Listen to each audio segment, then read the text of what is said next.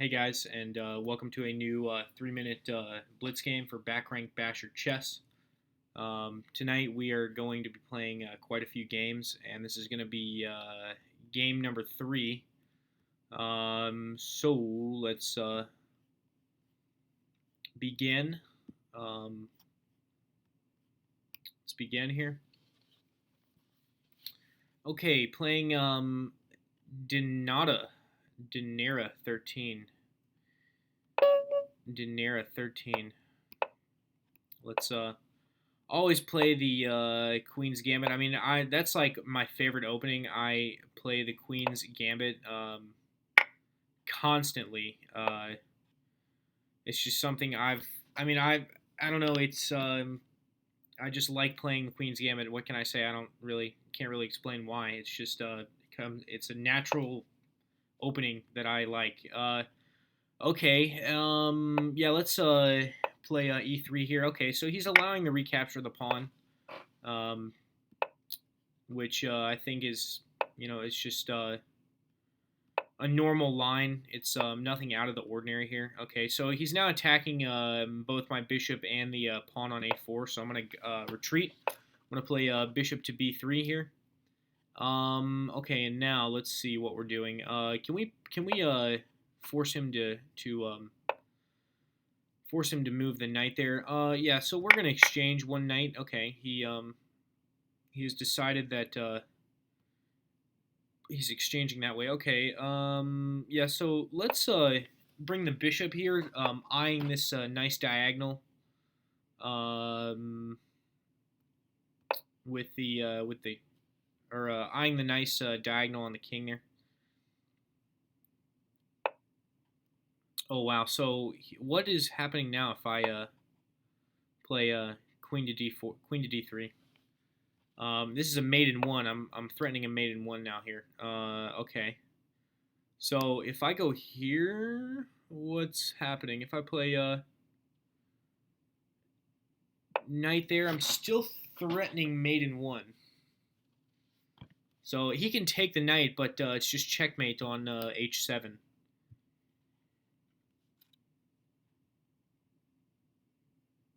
So how is he? What is he doing about this? Let's see what his plan is here.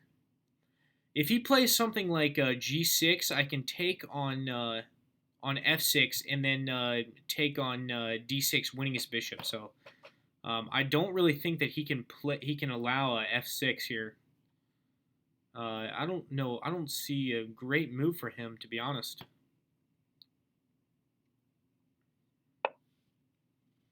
Oh wow. So he is. Let's see. So I can take here first and play the check now.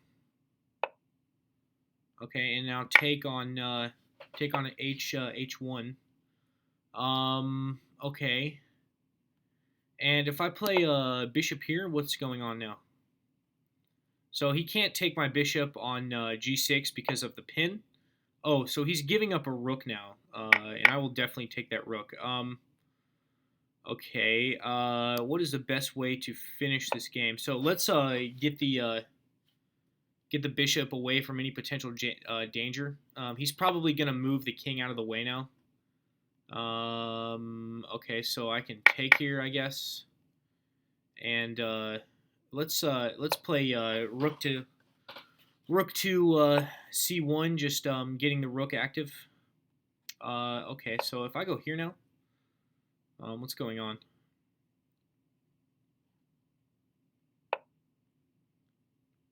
Okay, yeah.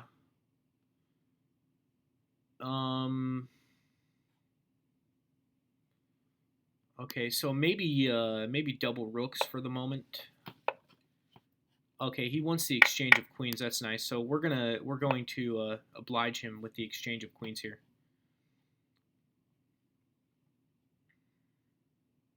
Let's see how he wants to continue.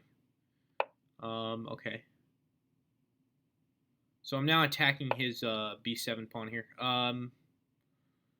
Okay, so if I return now, let's return. Okay, he wants to take here. Let's play rook to c1, just doubling rooks.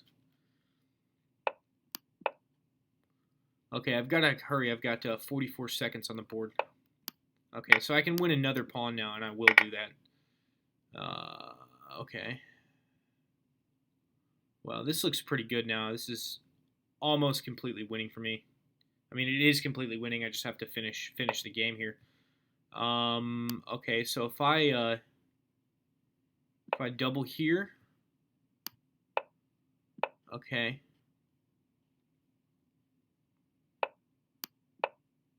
So let's shoot for g4 now. Just gaining some more space here. Okay, he's exchanging down even more, which is nice. Okay. Yeah, I'm going to be able to finish this game. Actually, I could have just taken his bishop there, but I am in a bit of a rush here, so. Okay, so let's come over here. Let's just make sure we finish this game properly. Let's gain space with the pawns here. And come all the way up with the king. And basically now what we're going to do is, because he doesn't have much of a position, we're going to pretty much, for the lack of a better term, we're going to suffocate him. So what we're going to do is we're going to get everything into his position. I can even take off his bishop here if I like, which I'm going to do that now. And this is just winning.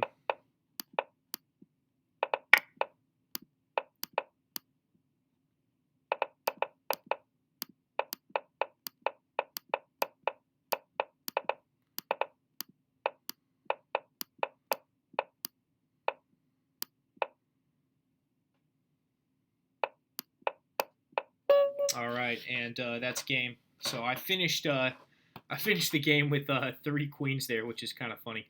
But let's just look at the analysis real fast and see what happened in that game. Yeah, I had 1.5 seconds left on the clock.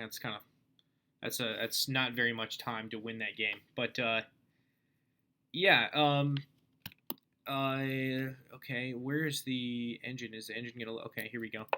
So let's look at the book here. Okay, now that I figured out, I can actually, well, now that I figured out how to see the actual opening book, I can give you guys an explanation of what kind of opening it was, or at least tell you what kind of opening it was. So we did have, it was a Slav defense. He decided to play the Slav defense, the modern defense. Yeah, this position, the opening for him is actually, it's a little bit better for black. Again, it's 0.7. It's nothing a human player can really make anything out of, but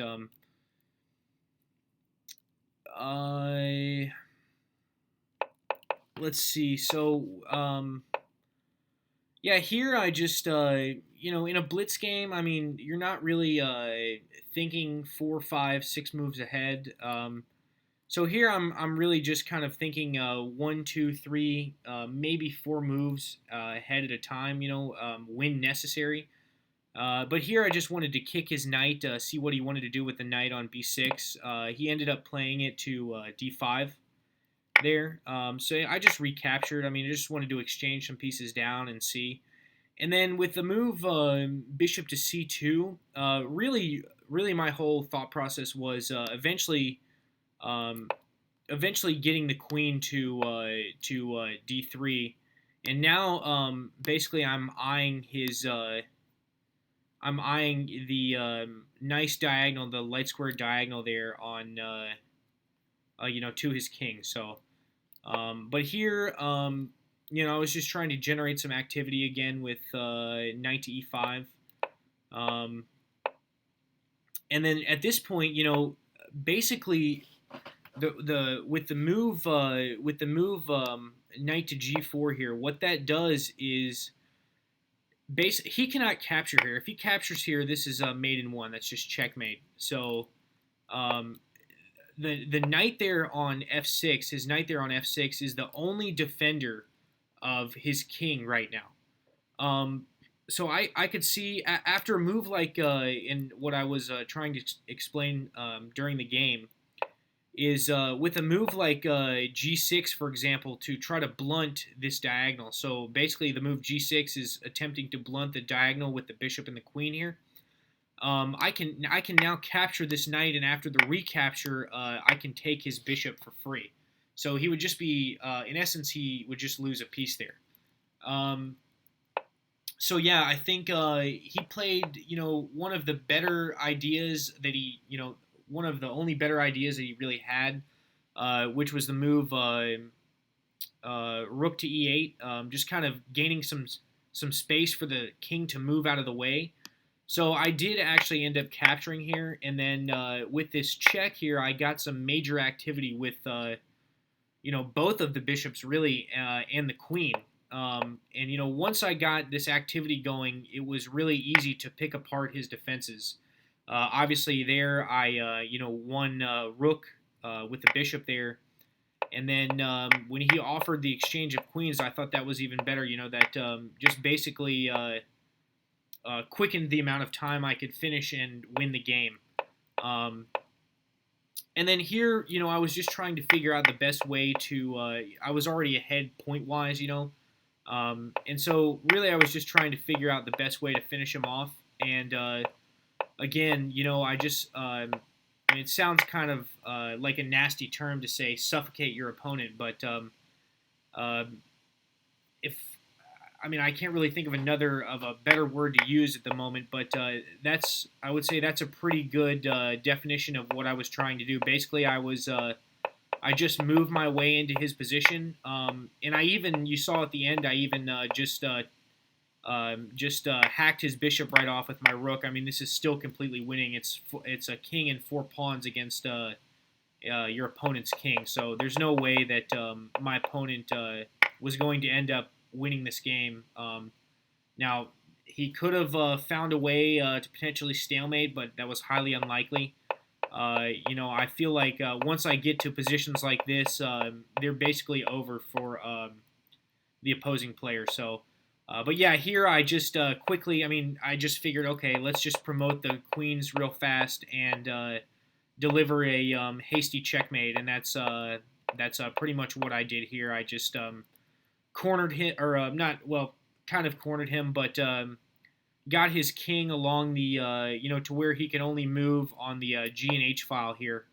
And then I just used these 2 queens here to lock him in on the H file and deliver a checkmate. So, but anyways, guys, I hope you enjoyed this game. It was probably one of my, just a an average, expert performance there. So, but I hope you guys enjoyed it. Hope you found it entertaining, and I will see you in the next Blitz video.